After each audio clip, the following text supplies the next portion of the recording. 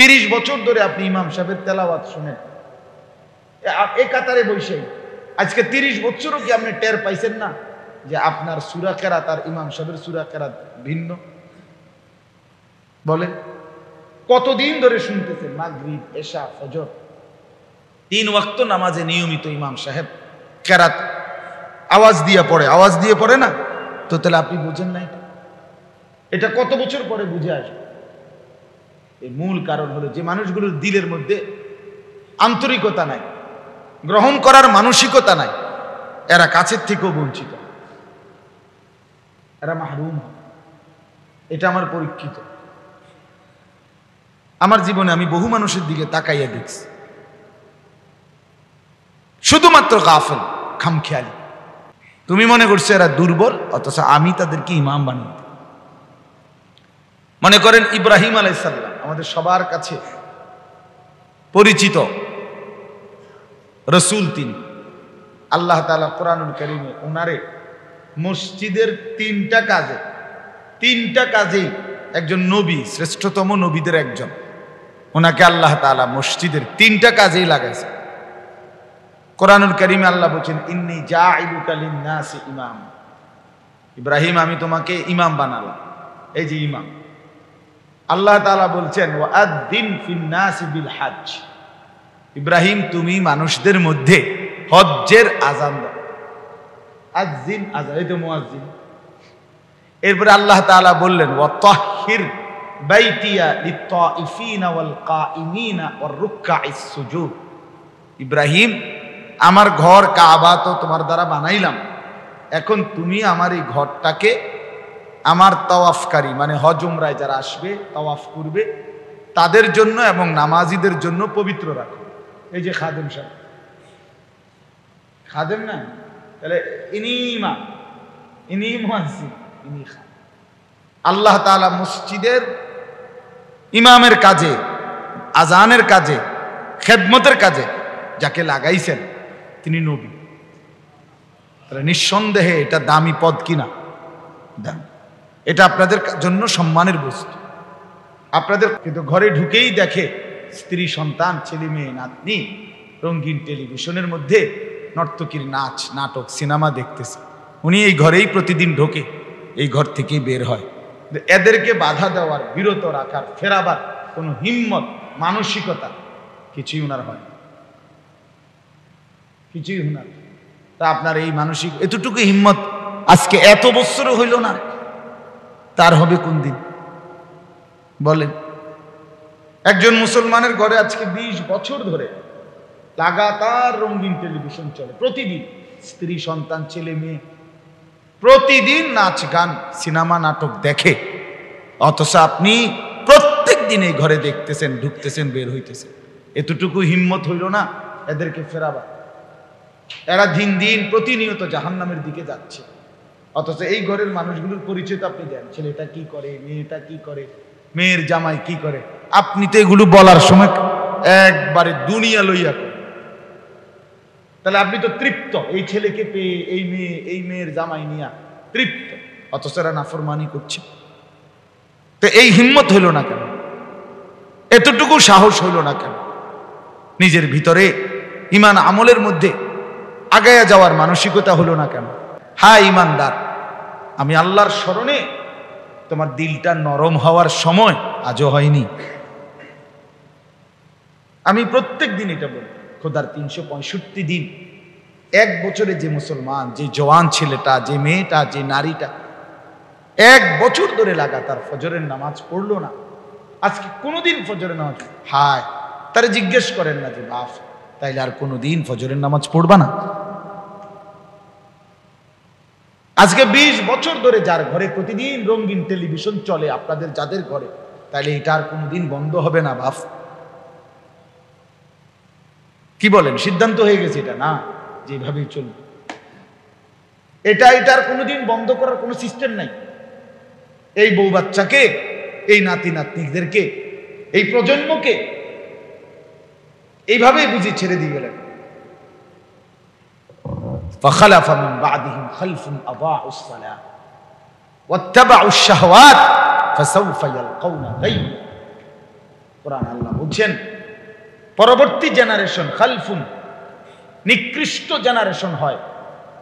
কোন প্রজন্ম, আপনার কোন প্রজন্ম তো আমরা বলি আমাদের, মনে করেন আমার পরে আমার জেনারেশন প্রজন্ম।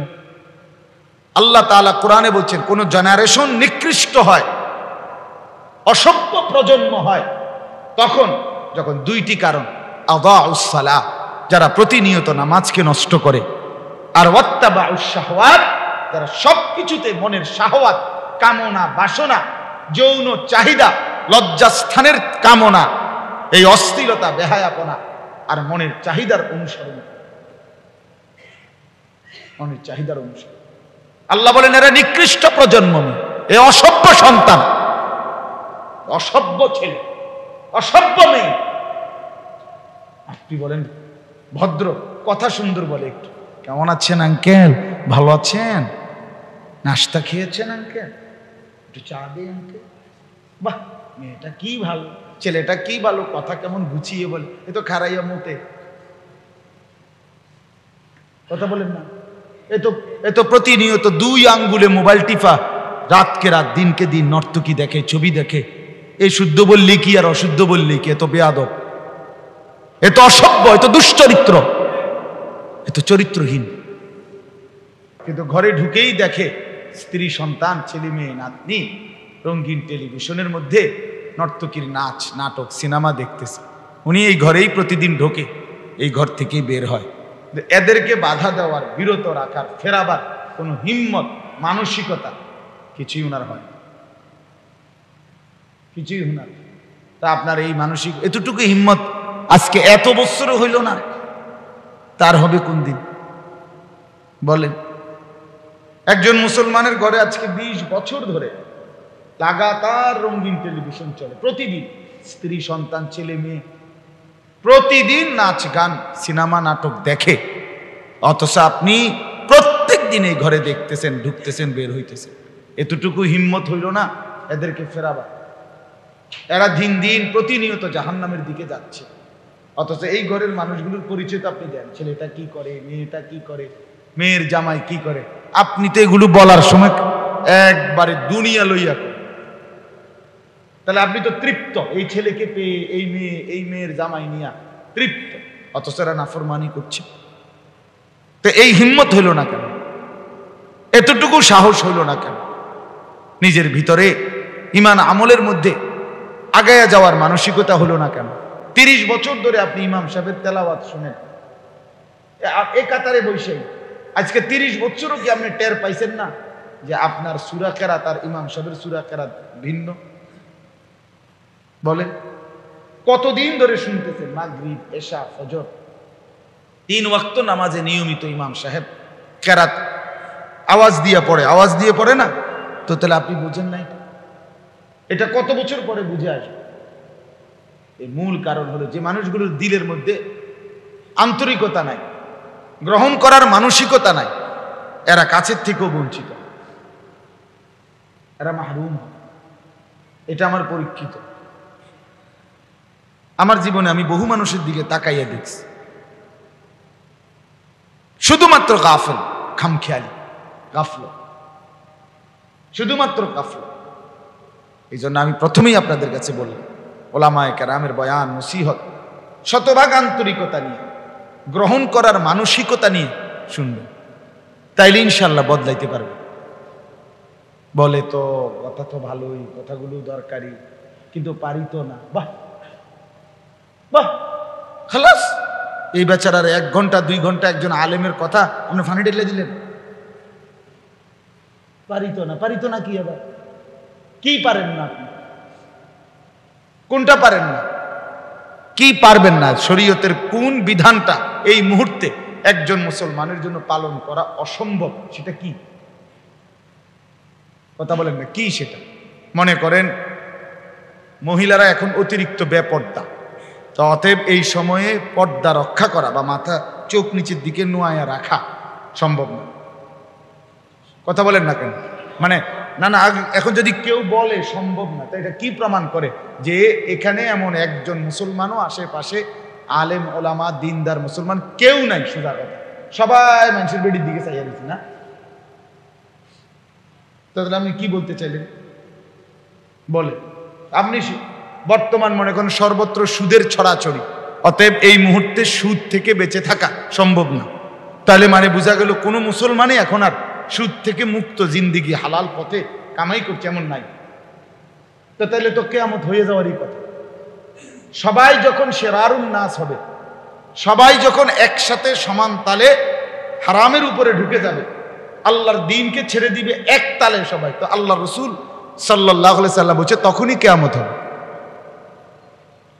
তাহলে অতএব বাপ, তো এই জন্য বললাম, মানে আপনি চিন্তা করে দেখেন, আমরা প্রত্যেকের উচিত প্রতিটা জুমার বয়ান, প্রত্যেকটা নসিহতের পরে দিল নড়ে ওঠার কথা, দিল নড়ার কথা। ওয়াজের মাকসাদ শুধু সময়টুকু পার করা, 12টা 40 থেকে 12টা 40 থেকে 1টা 25 পর্যন্ত, 1টা 20 পর্যন্ত বলতে হয় নিয়ম এটা।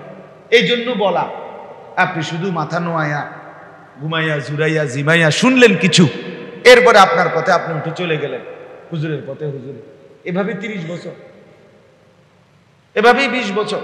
আস্তাগফিরুল্লাহ। তো ফিরবেন কোন দিন? আলাম ইয়ানি লিল্লাযীনা আমানু আন তাখশা কুলুবুহুম লিযিকরিল্লাহ। কুরআনুল কারীম আল্লাহ তাআলা বলছেন, এ তো মনের ইচ্ছে মতো চলে, এ দিনের পর দিন ফজরের নামাজ ছুটে যায়, 5 ওয়াক্ত নামাজ পড়ে না। এ কেমনে মানুষ হচ্ছে, কিভাবে জিন্দেগি করছে? আমার মাঝে মাঝে হুজুর মন চায় শুধু এই কথা বুঝানো যে আপনারা যারা মা বাপ, আপনারা শুধু এতটুকু বুঝেন সন্তানের ব্যাপারে মা বাপ কি করতে হয়। আমার এই কলিজার ব্যথা এটা, যে মানে এইটা শুধু বুঝেন আপনি বাবা, আপনার ছেলের জন্য আপনার দায়িত্ব কি? মা হাক্কুল ওয়ালাদ আলাল ওয়ালিদ। নবী সাল্লাল্লাহু আলাইহি সাল্লামকে জিজ্ঞেস করছে সাহাবা, ইয়া রাসূলুল্লাহ সাল্লাল্লাহু আলাইহি ওয়াসাল্লাম, সন্তানের হক কি তার পিতামাতার উপর? নবী সাল্লাল্লাহু আলাইহি সাল্লাম বলেছে, আন ইউহসিনা ইসমাহু ওয়া ইউহসিনা আদাবাহু, তার একটি সুন্দর নাম রাখা এবং তাকে উত্তম আদব শিক্ষা দেওয়া। আমি সেদিন এক বেটা, আমার একটা অভ্যাস, সবসময় নাম উল্টাপাল্টা দেখলে ঠিক করি। ওই 2-3 দিন আগেও এক বেচারা 3-4 সন্তানের বাপ, তার বাবাও বাইচা আছে, তো ওনার নাম উনি বললেন যে দুলাল। তাই বললাম আমি একটা সুন্দর নাম রেখে দিই। তো বলছে হুজুর জি। তাই বললাম যে আকিকা করাইতে করাম, তো নাম রাখলাম আব্দুর রহমান। তো বেচারা খুব খুশি, মাশাআল্লাহ। তো বললাম যে আমরা প্রত্যেকে, আমার কথাটা আমি মূল কথাটা এটা বুঝাইতে চাইছি যে যথাযথ আন্তরিকতা, আগ্রহ, গ্রহণ করার মানসিকতা যদি থাকে তাহলে পরিবর্তন সম্ভব। আপনাকে একটা সিদ্ধান্তে আসতে হবে, আমার ছেলেটা নামাজ পড়ে না, আচ্ছা ঠিক আছে, এটা একটা সমস্যা, এবার এটা চিকিৎসা কি হইতে পারে আপনি ফিকির করেন, এটার একটা সমাধানে আসেন, একটা কিছু ছক বানান, একটা নকশা করেন, একটা কিছু করেন। আপনার মেয়েটা মনে করেন পর্দা করে না, আমি ধরে নিলাম, ঠিক আছে এটা, কিন্তু এখন করণীয় কি? এটার কি কোনো ট্রিটমেন্ট নাই? ওলামায়ে কেরামের কাছে এর উপরে কোনো দিক নির্দেশনা নাই? কি মনে করেন? কিছুই নাই। তো আপনি আসেন, পরামর্শ করেন, আলেমে দ্বীনের কাছে জিজ্ঞেস করেন। আপনার ঘরের মধ্যে রঙিন টেলিভিশন চলতেছে, এখন আমি বুঝছি যে হুজুর এটা গুনাহ, তো এখন আমি কি করা? এখন হুজুর বললে হঠাৎ করে আপনার বউ বাচ্চা হঠাৎ করে মানবে না, ওরা নারাজ হবে, তো ঠিক আছে আপনারা হঠাৎ করে কইতে কইছি না, আমি কেমনে কইলে ভালো হবে, আমি বুদ্ধি দিই, আপনি আসেন বুদ্ধি আমার কথা বোঝেন না, আমাদের কি গিয়ে বলছি নাকি তাকে মাথার বাড়ি দিয়ে লাইতেন? তো তাইলে আপনাদের বলছি নি, আমি কি পাগল নি? দিন সহুলতের সাথে কিভাবে বুঝাইতে হয়, কিভাবে মানুষের পরিবর্তনের জন্য, এর কি কার্যকর নকশা, কার্যকর ফর্মুলা কোরআন সুন্নাহর মধ্যে নাই? শুধু আপনারা যদি মনে করেন তালাকের মাসালা শুনতেন যে আল্লাহ তাআলা কতটা ধীরে ধীরে স্বামী স্ত্রীর বিচ্ছেদের দিকে গেছে, কত ধীরে ধীরে ধীরে ধীরে ধীরে ধীরে ধীরে ধীরে ধীরে ধীরে নিজে সংশোধনের চেষ্টা করো, বিছানায় আরেক দিকে পাশ ফিরে শো, একটু আলাদা থাকো, দুই পক্ষের লোকদেরকে নিয়ে বসো, এরপরে না হইলে আরেকটু আগাও, একটা তালাক দিয়ে রাখো, এটা না হলে দুইটা দাও, এটা না হলে এরপরে আসো, এইভাবে সিরিয়ালে না ফইলেই মানে ঠেলার ছুটে কই আনছে যা পিছা দিয়ে ফিরতে দিলাম 3-4টা তালাক 12-14টা করে দিচ্ছে, এক তালাক 2 তালাক না 18 তালাক দিয়ে দিছে। এরপর আইসা হুজুর বুঝছি না, মাথা ঠিক আছিল না, এই জন্য বলে ফেলছি। আমি অনেক সময় অনেকরে বলছি মাথা ঠিক আছিল না, মানে আপনি যে তালাক বললে মহিলা ছুটে যায় এইটা আপনি ঠিক কইতেন পারছেন, আপনার মাথা আগের থেকে আরো 10 গুণ বেশি ঠিক আছিল মিয়া, ফাজলামি কথা কোন মিয়া। আপনি যদি মাথা ঠিক না থাকে তো মানুষে পাগল কি হাঁটতে চলতে তালাক কয়, তো তো আপনার মাথা ঠিক নাই কেমন আপনি বুঝলেন? আপনার মাথা পুরাই ঠিক, পুরাই ঠিক আছে। যাই হোক, আমি কথাটা এতটুকুই বললাম যে আমরা প্রত্যেকে মসজিদের জুমার বয়ান, ওলামায়ে কেরামের নসিহত শুনবেন আন্তরিকতা নিয়ে, আর দ্বিতীয় কথা হলো কার্যকর পদক্ষেপ নেওয়ার চেষ্টা করবেন। বলেন ইনশাআল্লাহ। আমার কথাটা বুঝছেন কিনা বলেন? আমি এটা পদক্ষেপ নিই। আপনি এখন সুদের ব্যবসা করেন, ঠিক আছে ধরে নিলাম, আপনি এখন তো এটা শুনছেন, অনেকবার শুনছেন এই কথাটা, এটা যে হারাম, তো এটা কি করা যায়, এর একটা বিকল্প পরামর্শ নেন। আপনি একটু ফিকির করেন না, না হুজুর আমার পক্ষে আর এই চাকরি ছেড়ে দেওয়া সম্ভব না, অথবা আমার এই ব্যবসা এভাবে আমি তাহলে অনেক বড় লস হয়ে যাবে আমার, এই যে এভাবে হাল ছেড়ে দিলেন, হতাশা ব্যক্ত করলেন। মুমিনের জন্য হতাশা কুফর। আমার ছেলেটা হুজুর যাই বলেন আর হবে না, আমার মেয়েটা আর সংশোধন হবে, আমার স্ত্রী আমার ওয়াইফ সে আর পর্দানশীল হবে না, এই যে আপনি তো হাল ছেড়ে দিলেন। হাল ছেড়ে দেওয়া, হতাশা ব্যক্ত করা মুমিনের জন্য কুফর। মুমিনের জন্য হতাশা কি বলেন না? কুফরি, কুফর। একটা উদাহরণ দেই, কোরআনুল কারীমে আছে। ইয়াকুব আলাইহিস সালামের ঘটনা আমরা সবাই জানেন। ছোট্টবেলায় ইউসুফ আলাইহিস সালামকে যে ফেলে দিছে ও 10 ভাই মিলে কূপে, এরপরে তাফসীরের মধ্যে স্পষ্ট আছে ইয়াকুব আলাইহিস সালাম 40 বছর এক টানা এই ইউসুফের জন্য কাঁদছে। হাত্তা বিয়াদ্দাত আইনাহু মিনাল হুজ, চেহারাটা কাঁদতে কাঁদতে চোখটা সাদা হয়ে গেছে, অন্ধ হয়ে গেছে। কিন্তু 40 বছর পরে যখন 40 বছর পরেও যখন মিশরে কেনানে দুর্ভিক্ষ লাগছে, এই দুর্ভিক্ষের মৌসুমে ওনার 10 ছেলেকে উনি কেনান মানে ফিলিস্তিনের এলাকা, ওইখান থেকে মিশরে ওই যে অর্থমন্ত্রী খাদ্য কম দামে বিক্রি করে শুনছে, এই খাবার কিনবার জন্য এই 10 ছেলেকেও পাঠাইছেন, উনিও পাঠাইছেন। তো এইখানে আছে, মানে আমি সংক্ষেপে বলতেছি মূল কথাটা আর কি। 3 বার মোট ইয়াকুব আলাইহিস সালামের ছেলেদেরকে ইয়াকুব আলাইহিস সালাম মিশরে পাঠাইছেন খাবার আনার জন্য 3 বার। তো প্রথমবার পূর্ণ দাম দিয়া খাবার আনছে, দাম আবার ফেরত দিছে ইউসুফ আলাইহিস সালাম, ভিতরে দিয়া দিছে। দ্বিতীয়বারে ছোট ভাই বিনিয়ামিনকে নিছে, নেওয়ার পরে কৌশল করে বিনিয়ামিনকে কি করে রাখছে? আটকায়া রাখছে। তৃতীয়বারে আপনার আবার খাবার কিনতে গেছে। তো তাফসীরের মধ্যে আছে এই 3 বারেই ইয়াকুব আলাইহিস সালাম ওনার এই 10 ছেলেকে যাওয়ার সময় বলছে, বাবা খাবারের জন্য যাচ্ছ মিশরের বাজারে, যাও তো ঠিক আছে, আমার ছেলেটাকে একটু তালাশ করো, আমার ওই ইউসুফকে কি করো তালাশ করো। তৃতীয়বারে ছেলেরা বলছে, বাবা কি বলেন আপনি, গত 2 বারও গেলাম, আগেও বললাম বাগে খাইয়া ফেলছে, আপনি শুধু এক কথার উপরে বিরক্ত করেন। আজকে 40 বছর, এত বছর পরেও বুঝি মানুষে এই সন্তানের জন্য আশায় বসে থাকে, তার তালাশ করে সে মইরা টুইরা শেষ হয়ে গেছে, আপনি তবুও বিরক্ত করছেন। কোরআন শরীফে স্পষ্ট আছে। ইয়াকুব আলাইহিস সালাম তখন কি বলছেন?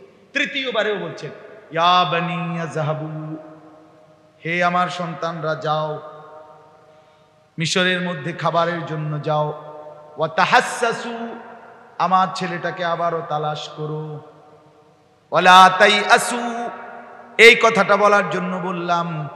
ইয়াকুব নবী বললেন, বাবার আমার সন্তানরা আবারও আমার ছেলেটাকে তালাশ কইরো, ওয়ালা তাইআসু, মোটেই নিরাশ হইও না। ইন্নাহু লা ইয়াইআসু মির রাউহিল্লাহি ইল্লাল কওমুল কাফিরুন। ইয়াকুব নবী বললেন, বাবারা, সন্তানরা শুনো, নিশ্চয়ই আল্লাহর রহমত থেকে নিরাশ হতে পারে শুধুই মাত্র সে কাফের সম্প্রদায়,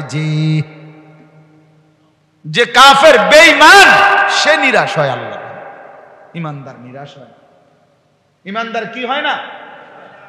নিরাশ হয়। হাল ছাড়লে হবে না মুসলমান, হাল ছাড়লো। একজনকে বললাম, যদি একজন গ্রহণ করেন একজনকে বলবেন, হাল ছেড়ে দিলে হবে না। ছেলেকে ফিরাইতেই হবে, মেয়েকে ফিরাইতেই হবে, স্ত্রীকে ফিরাইতেই হবে, এই ঘর গুনাহমুক্ত বানাইতেই হবে।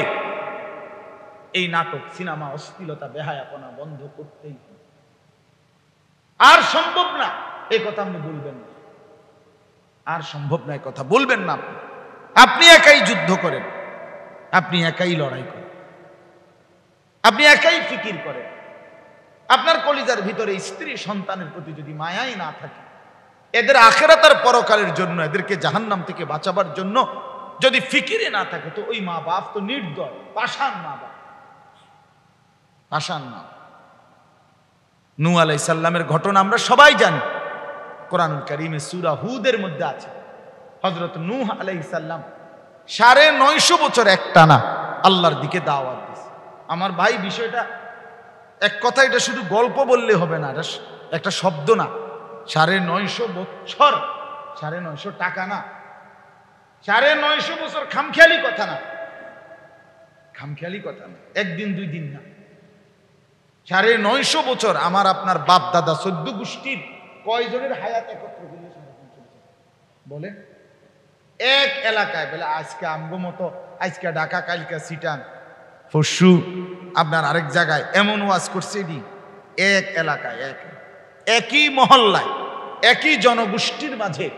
ওয়ালাকাদ আরসালনা নূহান ইলা কওমিহি ফালাবিসা ফীহিম আলফা সানাতিন ইল্লা 50 আমা। আল্লাহ বলেন, আমি আমার নূহকে তার জাতির কাছে পাঠিয়েছি, সে তাদের মধ্যে অবস্থান করেছে 50 কম 1000 বছর, মানে 950 বছর।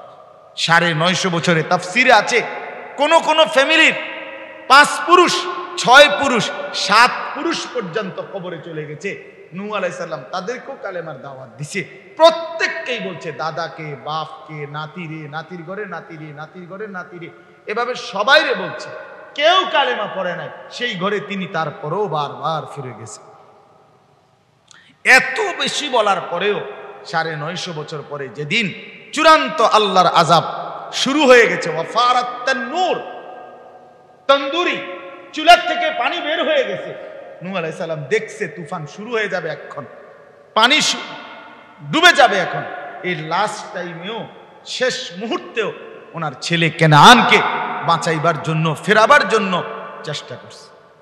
ইয়া বুনাইয়ার কাম মা'না, যে কোরআনের আয়াত। নূহ আলাইহিস সালাম বললেন শেষবারের মতো, হে আমার প্রিয় সন্তান, আও না, ইরকাম মা'না, আমাদের সাথে ঈমান এনে নৌকায় ওঠো।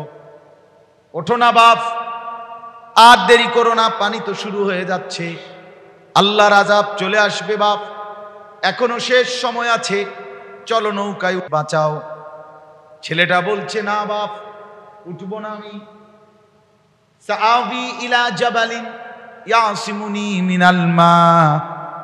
ছেলেটা বলছে, বাপ, ওই উঁচু পাহাড় আছে, ওই উঁচা পাহাড়ের উপরে গিয়ে আমি আশ্রয় নেব, সেই পাহাড় তোমার খোদার পানি থেকে আমাকে বাঁচিয়ে দেবে। এত উচ্চতায় পানি উঠবে না। নূহ আলাইহিস সালাম এরপরও রাগ করে নাই, আবার বলছে, লা আসিমাল ইয়াউমা মিন আমরিল্লাহ। না বাপ, বিশ্বাস করো, আজকে আল্লাহর আযাব থেকে কেউ বাঁচাইতে পারবে না। পাহাড়ও না, নদী না, গাছও না, কিছুই না, বাঁচতেই পারবা না। তাইলে এইভাবে কোরআনের সরাসরি আয়াত, নূহ আলাইহিস সালাম ছেলেটাকে টানতেছে ঈমানের দিকে, নৌকায় উঠাবার জন্য। ছেলেটা ছুটে যাচ্ছে কুফরের দিকে। এই টানাটানি অবস্থায় আল্লাহ বলেন, ওয়াহালা বাইনাহুমাল মাউজু ফাকানা মিনাল মুগরাকিন। আল্লাহ তাআলা একটা ঢেউ দিয়া ধাক্কা দিছে, এক ধাক্কায় বাপ তার সন্তান থেকে আলাদা হয়ে ছুটে গেছে, ছেলেটা ডুবে যাচ্ছে। তুফানের এক ঢেউ দিয়া আল্লাহ বাপ পুত্রে আলাদা করে দিয়েছে। আচ্ছা, আমার বোঝানোর উদ্দেশ্য কি? শেষ মিনিট পর্যন্ত নূহ আলাইহিস সালাম ছেলেটাকে ফেরাবার চেষ্টা করছে, বলেন না বাপ, বলেন। আচ্ছা, এখন তো ছেলেটা ডুবে যাচ্ছে, আল্লাহ তাআলা তাকে আলাদা করে দিছে, কিন্তু এখনো আইসা দেখেন বাপ কেমন হয়, এইটাই বুঝাইতে চাই শুধু। বাপ কেমন হয় এই মুহূর্তে আইসাও, যখন হাত থেকে ছেলেটা ছুটে গেছে, ডুবে যাইতে আছে, মানে কাব্বাইতে আছে, একবার ডুবে উড়ে, হ্যাঁ, এই ডুবাডুবি করতেছে। এই সময় নূহ আলাইহিস সালাম যখন বুঝছে আর হাত ধরতে পারবে না ছেলের, এখন আর সুযোগ নাই, ছেলে ডুবে যাচ্ছে, উনি নৌকাতে উঠে গেছে, তো কসম আল্লাহর কোরআনে আছে, এইবারও নূহ আলাইহিস সালাম হাল ছাড়ে নাই, এবার আসমানের দিকে হাত উঠাইছে, এবার আল্লাহকে ডাক দিয়ে বলছে ইন্না ইবনি মিন আহলি। এই মাওলা, দেখেন না ওই যে ডুবে যাচ্ছে যেটা আমার ছেলে, এটা আমার বংশ, আমার তো মন মানতেছে না মাওলা। বাকি উনি তো জানে, এর বেশি কিছু বলতে পারবে না, উনি তো নবী, উনার আল্লাহর হিসাব ফায়সালা উনি তো বুঝে। ওয়া ইন্না ওয়াদাকাল হক ওয়া আনতা আহকামুল হাকিমিন। আপনার ওয়াদাই সত্য, আপনি সর্বোত্তম ফায়সালাকারী, আপনার ফায়সালা যা তাই ঠিক, বাকি আমার তো ছেলে। এই সময়ও সন্তানের জন্য দোয়া করছে। তো এরপরে আল্লাহ তাআলা বলছে ইয়া নূহ ইন্নাহু লাইসা মিন আহলিক, হে নূহ সাবধান, এটা কোনো তোমার সন্তান না, এমন নাফরমান তোমার বংশধর নয়। ইন্নাহু আমালুন গায়রু সালিহ, এটা বেআমল সন্তান। ফালা তাসআলনি, অতএব তার ব্যাপারে আমার কাছে আর চেয়েও না, হাত নামাও। তারপরে নূহ আলাইহিস সালাম হাত নামাও।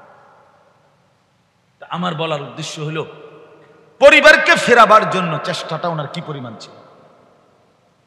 আজকে আমরা মুসলমান, আফসোসের ব্যাপার, আমাদের ছেলেরা মেয়েরা, আমাদের সন্তানরা সারা রাত মোটর সাইকেলে যুবক যুবতী ঘুরছে, কোথায় মা, কোথায় বাপ, কোথায় অভিভাবক, কার জন্য সংসার করছে, কারের সাজাইতেছে, এই বিল্ডিং কার জন্য, এই সোফা খাট পালং ফার্নিচার, এই এসি, এই টাইলস, এই টাকার কাড়াকাড়ি, এই সুদ ঘুষ মিথ্যা দুর্নীতি চুরি বাটপারি, এত কিসিমের সিটারির টাকা একত্র করছেন। হায় মুসলমান, এদিক দিয়েও করলেন নাফরমানি, সন্তানেও করে নাফরমানি, বউও করে নাফরমানি, জিও করে নাফরমানি, ঘরেও চলে রঙিন টেলিভিশন, আমনে টাকাও সুদের টাকা, আমনে কথাও কোন মিছা কথা, ওজনও দেন কম, এত সদর বদর লই আপনি মরবেন কেমনি? হায় হায়, এটা কি মানুষ? প্লাস্টিকে না এটা। আমি আসলে শহরের বক্তা না, আমি বুঝাই একই তারি না, এই যে শহরের বক্তাও না। বললাম যে দেলোয়ার ভাই, আপনি যে আইছেন, এরকম শ্রোতা পাওয়ানো কপালের ভাই, যারা নিজেরাই বড় বড় বক্তা, আলহামদুলিল্লাহ। কিন্তু আমি আমার অস্থিরতাটা বলেন, এদিক দিয়েও আমার নাফরমানি, আমার ঘরেও চলছে নাফরমানি, তো আমার মিলাইয়া কি হইল? আমার হিসাবটা কি দাঁড়াইল? আমি পাইলামটা কি? আমার দুনিয়া কি পেলাম? আমার আচ্ছা, যার ছেলে অসৎ, যার ছেলে দুশ্চরিত্র, যার ছেলে নামাজ পড়ে না, তার সন্তান, যার মেয়ে পর্দা করে না, যার স্ত্রী পর্দা, সে দুনিয়ায় অতিরিক্ত কি সম্মান পাইল বলে? তো দুনিয়ায় বা কি পাইলেন, আখেরাত কি পাবেন? আখেরাত তো আপনি ছেড়েই দিছেন দুনিয়ার জন্য, তো দুনিয়ায় কি পাইলেন? হযরত আব্দুল্লাহ ইবনে মাসউদ রাদিয়াল্লাহু তাআলা আনহু বলেন, প্রত্যেকটা গুনাহ মানুষের 5টা ক্ষতি করে। 1 নাম্বার সাওয়াদুন ফিল ওয়াজহ, চেহারা কালো করে। জুলমাতুন ফিল কলব, অন্তর অন্ধকার করে। 3 নাম্বার ওয়াহানুন ফিল বাদান, শরীর দুর্বল করে। 4 নাম্বার দায়কুন ফির রিজক, রিজিক কমিয়ে দেয়।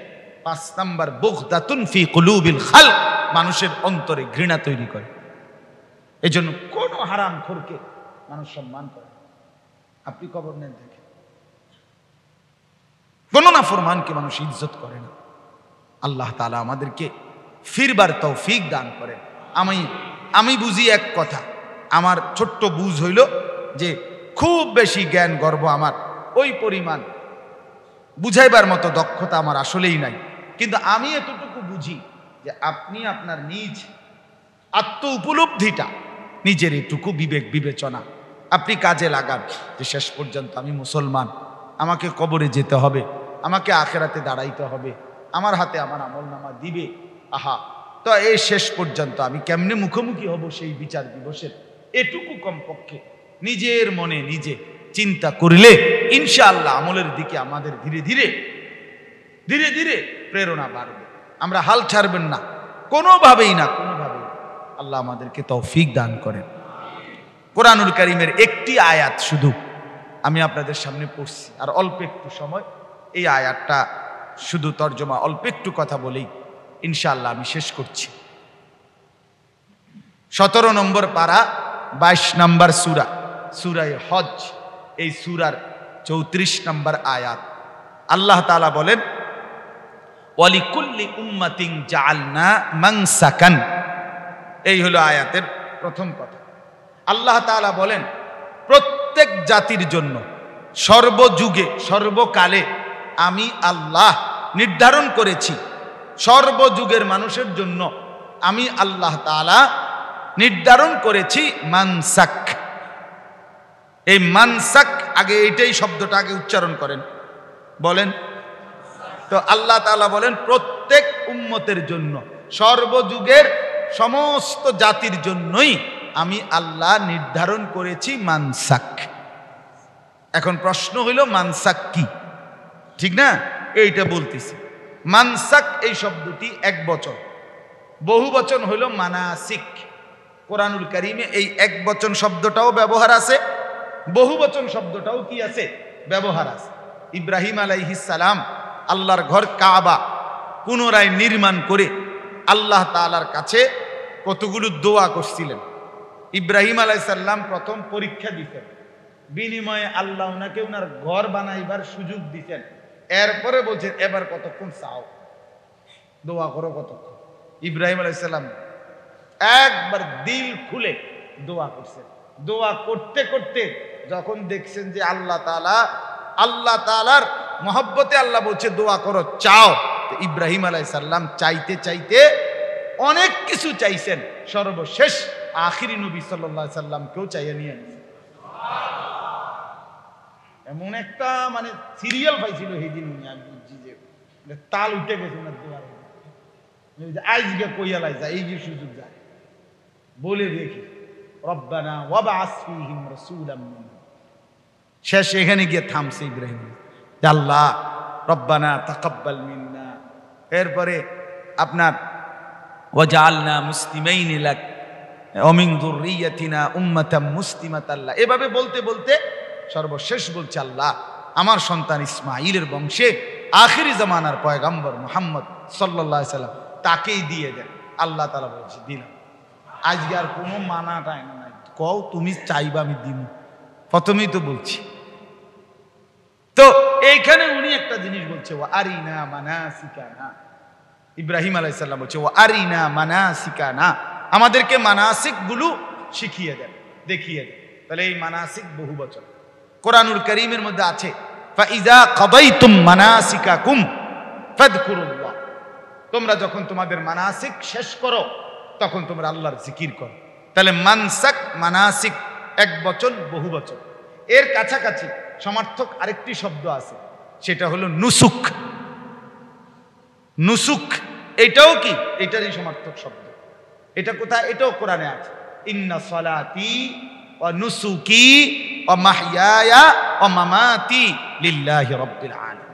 তাহলে মানসাক, মানাসিক, নুসুক এই শব্দগুলোর একই অর্থ, একই অর্থ। তো আল্লাহ তাআলা বলেন আমি প্রত্যেক উম্মতের জন্য মানসাক নির্ধারণ করেছি। এখন মানসাক মানে কি? মানসাক মানে তিনটি জিনিস। এই শব্দের তিনটা অর্থ। কয়টা অর্থ বলেন? 1 নাম্বার কুরবানি, 2 নাম্বার হজ, 3 নাম্বার ইবাদত। ইবাদত মুতলাক ইবাদত আর কি। তাইলে আল্লাহ তাআলা বলেন, এবার একটা একটা করে অর্থ বলেন। আল্লাহ তাআলা বলেন, আমি প্রত্যেক উম্মতের জন্য, প্রত্যেক জাতির জন্য কোরবানির বিধান নির্ধারণ করেছি। 2, আমি প্রত্যেক জাতির জন্য হজ্জের বিধান নির্ধারণ করেছি। 3, আমি প্রত্যেক জাতির জন্য ইবাদতের বিধিবিধান নির্ধারণ করেছি। এই হলো 3টা অর্থ। আল্লাহ তাআলাকে যদি প্রশ্ন করেন সর্বযুগে কোরবানির বিধান কেন দিলেন, সর্বযুগে হজ্জের বিধান কেন দিলেন, সর্বযুগে মানুষের প্রতি ইবাদত বন্দিগির বিধান কেন দিলেন, আল্লাহ তাআলা বলেন একটা বড় উদ্দেশ্য, প্রধান উদ্দেশ্য, লিয়াযকুরুসমাল্লাহ, আমি আল্লাহর স্মরণ, আমার জিকির, আমার নাম যেন জমিনে জিন্দা হয়। আমার স্মরণ, আমার জিকির জমিনে হবে, আমার স্মরণ হবে, আমার বান্দা আমার নাম নেবে, আমার বান্দাদের জবানে কোরবানির সময় আমার নাম উচ্চারিত হবে, হজ্জের সময় লাখো বার আমার নাম উচ্চারিত হবে, প্রতিটা ইবাদতের মুহূর্তে আমার নাম চালু হবে, আমার স্মরণ হবে। আমি এটা চাচ্ছি, আমি এটা চাচ্ছি, আমার নাম জমিনে উচ্চারিত। হ্যাঁ, এই জন্য বাপ ওই জবান দামি, ওই জিহ্বা দামি, যে জিহ্বা, যেই জবান রবের নাম উচ্চারণ করে, রবের যেই জবানে আল্লাহর নাম বের হয় না। হায় তোমার এটা কোনো জবানে না, তুমি বোবা, তুমি কথাই বলো না। যেই জবান আল্লাহর কোরআন দেখে দেখেও পড়তে পারে না, আরে মুসলমান আপনার কোনো জিহ্বাই নাই, আপনি বোবা, আপনি বোবা। হ্যাঁ হ্যাঁ আমি বললাম আপনি বোবা মনে। যেই জবান, যেই জিহ্বা মালিকের দেওয়া, অথচ সে তার মালিকের 40 বছরে 50 বছরে সে কত লক্ষ কথা বলল, অথচ সে তার রবের যার দেওয়া জিহ্বা, তার কালাম পড়তেও পারে না, সাইয়া সাইয়াও পড়তে পারে না। আর এটা কি মানুষ, এটা কি মুসলমান? 40 বছরও বিবেক জাগলো না, 60 বছরও কোরআনুল কারীম শুদ্ধ করার মানসিকতা হলো না। আস্তাগফিরুল্লাহ। আজকেও মাগরিব বাদ আমি যেই মসজিদে বয়ান করছি, ঢাকা মোহাম্মদপুর আদাবর, আমার আগে অল্প একটু সময় আল্লামা আব্দুল বাসেত খান সাহেব বয়ান করছে। হুজুর এই কথাটাই বলছেন যে আমরা সবাই জানি আল্লাহর কোরআন, কোরআন শরীফ শুদ্ধ না হইলে নামাজ হবে না, অথচ প্রতিনিয়ত নামাজ পড়ছে। বেচারা নামাজ পড়তেছে কষ্ট করে, ওযু করতেছে কষ্ট করে, শীতের রাতে আগে আইসা জামাতের জন্য অপেক্ষা করতেছে, সবই ঠিক আছে, অথচ সূরা কেরাত অশুদ্ধ, কোরআন শরীফ অশুদ্ধ। তাহলে এই মুসলমানের কি নামাজ হচ্ছে? আপনি যে সুন্নত পড়েন আগে পড়ে, এগুলোর কি দশা? ইমাম সাহেবের সাথে 2 রাকাত 4 রাকাত ঠিক আছে বুঝলাম, ইমাম সাহেবের সাথে হলো, তো বাকিটা ইমাম সাহেবের লগেও তো আপনি আত্তাহিয়াত নিজে পড়তে হয়, দোয়া কুনুত তো আপনারটা আপনিই পড়তে হয়। এই সব দিকে অশুদ্ধ হবে কেন? আল্লাহ আমাদেরকে বুঝ দান করেন।